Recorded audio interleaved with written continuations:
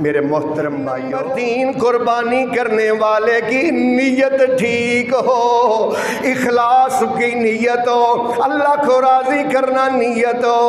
میرے محترم بھائیو، اللہ نے قرآن میں حکم دیا ہے، اللہ فرماتے ہیں وَمَا أُمِرُوا إِلَّا لِيَعْبُدُوا اللَّهَ مُخْلِصِينَ لَهُ الدِّينَ۔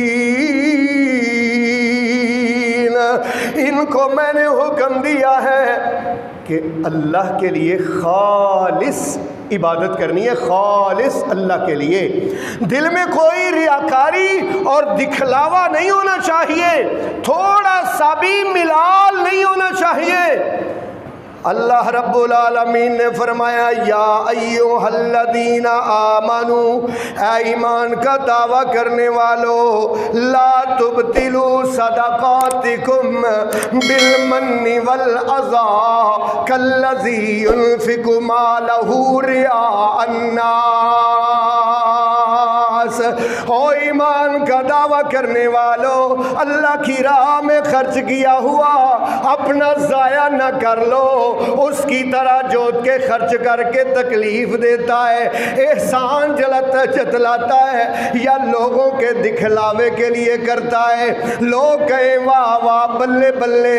اور پہلے تو یہ ہوتا تھا کہ اب کہتے تھے نیکی کر، نیکی کر دریا میں ڈال، اب کہتے ہیں نیکی کر فیس بک پہ ڈال، اب کہتے ہیں نیکی کر واٹس ایپ پہ ڈال، نیٹ پہ ڈال۔ ہمارا جانور اتنا بڑا ہے، دروازے کے باہر باندھا ہوا ہے تاکہ لوگ پوچھیں بھائی کتنے کا لیا ہے؟ وہ بس یار 4 لاکھ روپے کا لیا۔ اور پھر کیا کر رہے؟ میں تو حیران ہوتا ہوں، یہ کون ہے جی؟ یہ ببلو ہے، اور یہ روز باداموں کی گریاں کھاتا ہے، اور یہ دودھ پیتا ہے، 27 من اس کا وزن ہے۔ بھائی اللہ تعالیٰ نے یا رسول اللہ نے کہیں بھی جانور کے قد کا، جانور کے وزن کا ذکر نہیں کیا۔